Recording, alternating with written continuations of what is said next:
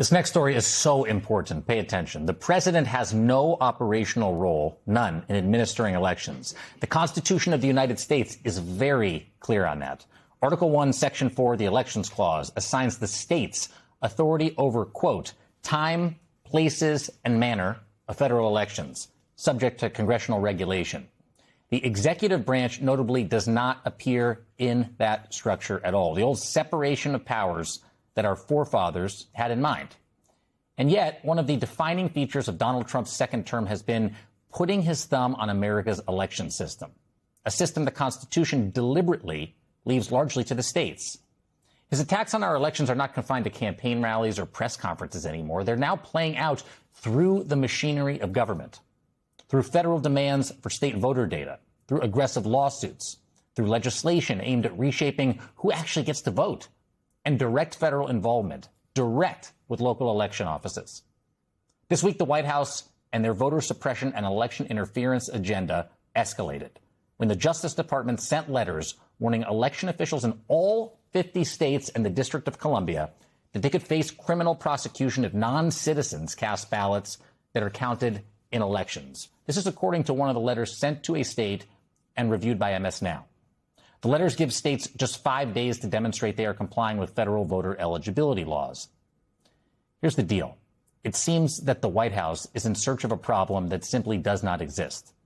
It is illegal for non-citizens to vote, and documented cases of non-citizen voting are extraordinarily rare.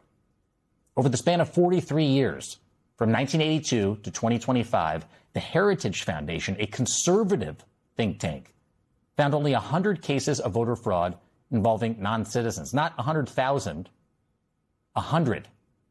If widespread non-citizen voting is not the actual problem, then what is the problem? Judging by the administration's actions, the objective appears to be expanding federal influence over how states administer their elections. And to that end, the administration has repeatedly gone to court seeking access to state voter rolls and election records. And those efforts have largely stalled. But the threats, they just keep on coming. Citing agency documents, the New York Times reported Tuesday on how FEMA has threatened to withhold 20% of counterterrorism funding from states unless they agree to impose voting restrictions that Trump and his allies want before the November elections. What would this effort do? It would force states to transition to paper ballots, verify citizenship of voters, and make other changes to election procedures according to these FEMA documents. Think about that for a second. Counterterrorism funding has nothing to do with elections. Yet, according to the Times, it's now being used as leverage to reshape election policy. And it doesn't stop there. The FBI is increasing resources into what it calls a priority investigation related to the 2020 election in Georgia. According to documents reviewed by MS Now, FBI Director Kash Patel has ordered 260 FBI analysts on top of those agents already working in the Atlanta area to work on this investigation. The FBI declined to comment to us at MS Now on that report. Think about that. The president has reportedly tasked the nation's most prominent law enforcement agency to find evidence supporting his election fraud conspiracy theories. It underscores something that we have seen for years. Trump's continued effort to relitigate the 2020 election he lost through the institutions of government. That effort now extends to Michigan, where the DOJ plans to send election monitors to observe voting in 3 majority Democratic cities during the state's upcoming primaries. In letters to officials in Lansing and East Lansing and in Detroit. By the way, those are 3 of Michigan's biggest Democratic strongholds. The Department of Justice voting section, the deputy chief there, said the department is sending monitors to assess voting procedures amid reports of election issues in the 2024 election. Michigan is hardly a random choice. Trump has repeatedly claimed, without any evidence, that widespread voter fraud cost him that state in 2020. Let's be really clear about that. There is nothing unusual about the Justice Department sending election monitors. The department has done so for decades to help ensure compliance with federal voting rights laws. One action may be routine. Taken together, they tell a very different story. Joining me now is Michigan Secretary of State Jocelyn Benson. She is also a Democratic candidate for governor of Michigan. Good morning. It's good to see you. Good morning. Good to see you. And absolutely bone chilling to hear what you just presented, because you're right. It's taken individually, one of these things are perhaps routine, but altogether, it tells the story of what we have been going through, not just this year, but frankly, every year since 2020.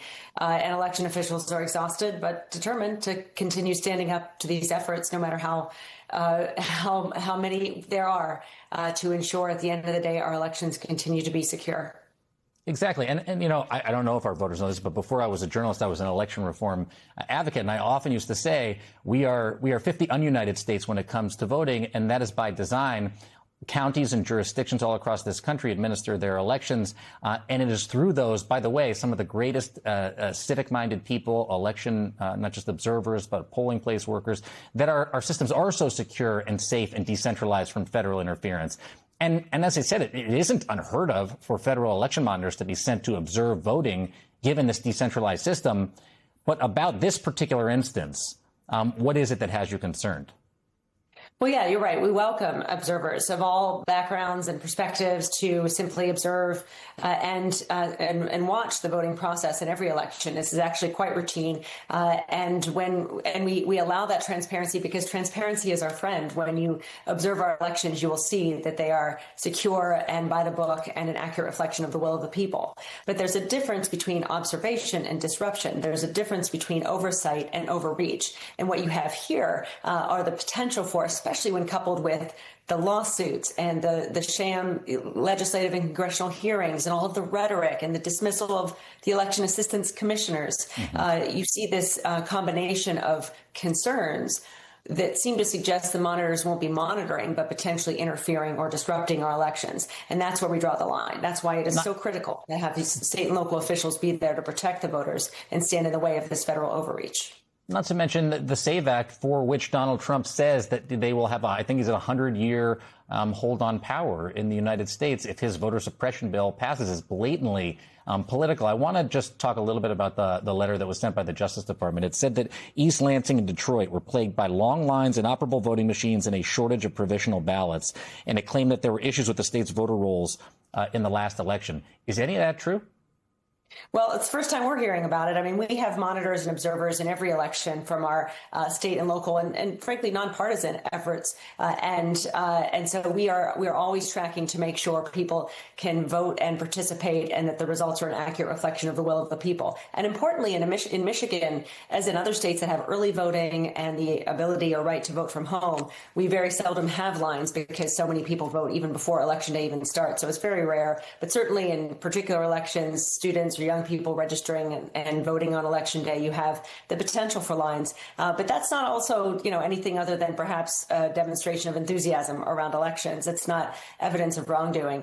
And what we're concerned about is the ultimate effect of these types of likely baseless allegations is to create not just fear or confusion, but worry about voters and citizens in the advance of this year's primary or November election. Not only that their vote won't count, but that something untoward could happen on Election Day. It's all combining to make people afraid and worried about voting at a time when this president is uniquely unpopular and where citizens in the same way have to be able to vote and hold unpopular leaders accountable in moments like this. So it's all combining in this moment to make people worried about our elections, anxious. And that's, again, where state and local officials have to step up and ensure we provide certainty and clarity that our elections will be smooth, they will be held on schedule, and your vote will count. The threat is to arrest election officials by the federal government. Are you prepared to be arrested? Are you worried about being arrested? What would you do if President Trump sent someone to lock you up?